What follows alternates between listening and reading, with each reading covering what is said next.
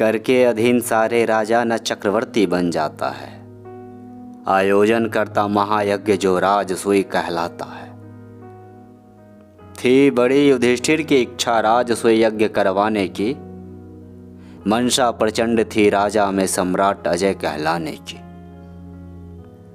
राजा ने ऋषि मुनियों द्वारा आयोजन भव्य कराया था। नाते रिश्ते सारे राजा सबको न्योता भिजवाया था। कोई रंग खोया हो बर नरेश बिन माधव कोई वजूद नहीं। सारे विधान फलहीन सदा यदि मधुसूदन मौजूद नहीं। यही सोच युधिष्ठिर ने भेजा पहला न्योता गिरधारी को। अनुनय करके बुलवाया था बैठाया पास मुरारी को। सब राजे आए सज धज कर शिशुपाल को भी बुलवाया था। थे कृष्ण का यूं सम्मान देखो मन ही मन गुस्सा आया था। बचपन से बैर ठान रखा शिशुपाल ने। श्री गोविंदा से हरि से विरोध ना हितकारी। ये कौन कहते मतिमंदा से। जो रीत यज्ञ की अलबल्ली आरंभ वहां से होना था। पहली पूजा पूरे मन से सर्वोच्च देव को देना था। है कौन भला सर्वोच्च यहाँ जिसे पहली पूजा दी जाए। सहदैव कृष्ण का नाम लिया सारे के सारे हर्ष आए। अनुमोदन भीष्म पितामह कर प्रस्ताव सहज स्वीकार किया। सारे सहमत थे पर मन में शिशुपाल ने है प्रतिकार किया। एक शब्द ना बोला निज मुख से लेकिन अंतर मन जल भून बैठा। सबका मुखमंडल हर्षित था। शिशुपाल दिखा ऐठा ऐठा। किया सर्वसम्मति से आरंभ कुंती सूत ने हरि की पूजा। मन ही मन थे प्रसन्न बहुत माधव संग जग में ना दूजा। सारा ब्रह्मांड तरसता है नारायण आज कृपाल हुए। कोई पुण्य विशेष मेरा जागा ये सोच के सभी निहाल हुए। केशव की कृपा से केशव को आचार्य कर रहे थे वंदन। पंचम दशोदश की विधि से पूजा करवाते यदुनंदन। सत्कार कृष्ण का सह न सका।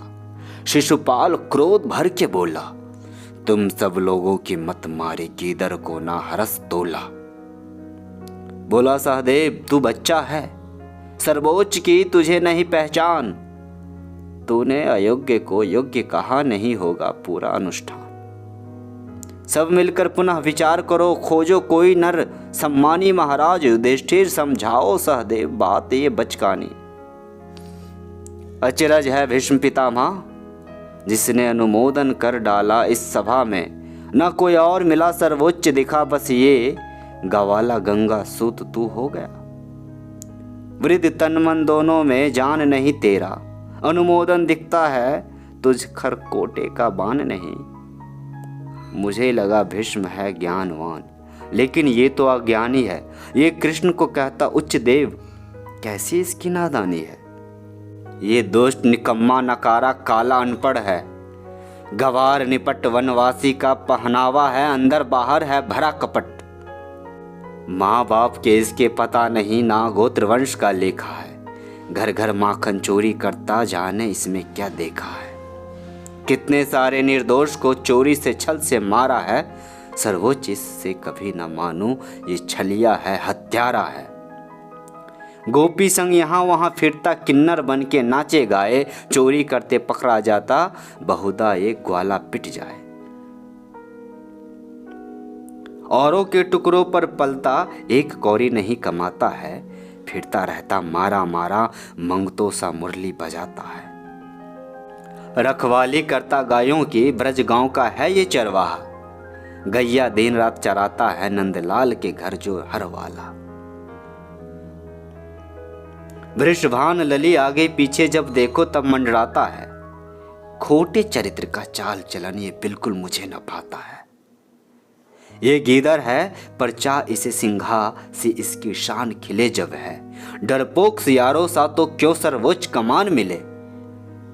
है ना अमात ना राजा है ना देव प्रीति गंधर्व नहीं। ना सैनिक है ना योद्धा है इसका कोई संदर्भ नहीं। गाली पर गाली उगल रहा था शिशुपाल। विवेक विहीन बना विपरीत बुद्धि है, नाश काल पक रहा मूर्ख अपशब्द घना। संपूर्ण लोक के स्वामी को शिशुपाल नहीं पहचान सका। जाने क्यों व्यर्थ उलझ बैठा, ना हरि की कृपा को जान सका। कितने अनुयायी माधव के अपशब्द और अब सह न सके। दरबार छोड़कर चले गए, लाचारी थी कुछ कह न सके। अर्जुन का पारा चढ़ गया था, पर तीर चढ़ा डाला, कर गदा उठाए भीमसेन दौड़ जो हाथी मत वाला। गिरधारी अब भी शीतल थे, तिनका भर भी ना शोक किया, फिर याद प्रतिज्ञा दिला, तभी कान्हा दोनों को रोक लिया। श्री कृष्ण बताया पांडव को, शिशुपाल फुफेरा भाई है, 100 अपराधों की क्षमा ऐसे ऐसी प्रतिज्ञा खाई है। शिशुपाल मृत्यु का कारण हूं, ज्योतिषियों ने ये बतलाया था। तब अपने बुआ के अनुनय पर मैंने संकल्प उठाया था। कान्हा तुम होगे वचनबद्ध, अर्जुन बोला। कान्हा तुम होगे वचनबद्ध, लेकिन मुझ पर ना पाबंदी। मेरे जीवित रहते कैसे देकर इतनी गाली गंदी है, सखा मुझे तुम आज्ञा दो। मेरे जीवित रहते कैसे देकर इतनी गाली गंदी, हे सखा मुझे तुम आज्ञा दो। पौरुष अपना दिखलाता हूं, एक सांस भी ना ले पाएगा, यमलोक कभी पहुंचाता हूं। बलशाली भीमसेन बोला, माधव आज्ञा दे। बलशाली भीमसेन बोला, माधव आज्ञा की देरी है, शिशुपाल मिलेगा मिट्टी में, मेरी गदा की मार घनेरी है। तुम दोनों धैर्य धरो मन में, ये स्वयं कर्म फल पाएगा। इसका है अंत मेरे हाथों, नहीं कोई विधान बचाएगा। शिशुपाल अभी भी बोल रहा है मुख से अपशब्द मुरारी को। 99 अपराध हुए पूरे, हैं शेष 100 गारी को। हरि सब पे रहते दयावान, कोई कितना हो अत्याचारी, ये सोच उसे कि सावधान शिशुपाल ना दे अगली गारी। था बुद्धिहीन ना ध्यान दिया, 100वां अपशब्द भी कह डाला, फिर क्या था, सौम्य गोविंदा का एक रूप दिखा बहु विकराल। शिशुपाल मृत्यु अब निश्चित थी, नहीं बन सकता अब कोई ढाल। अति क्रोध झलकता था मुख पर, लगता है आ गया है महाकाल। श्री कृष्ण कुपित होकर बोले, मेरी बुआ के कारण शेष रहा। 100 गाली माफी का प्रण था, लेकिन अब कुछ ना शेष रहा। प्रण हुआ पूर्ण मेरा, तुझको अब कोई बचा पाएगा। तेरे अपराध ना क्षमा योग्य, तत्काल तू मारा जाएगा। अगला अपशब्द निकलते ही तब चक्र सुदर्शन वार हुआ।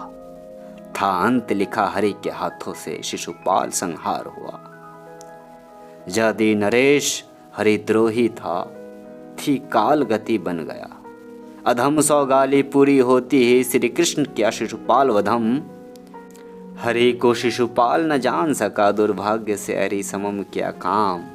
गोविंद के हाथों मर करके सीधा पहुंचा गोलोक धाम।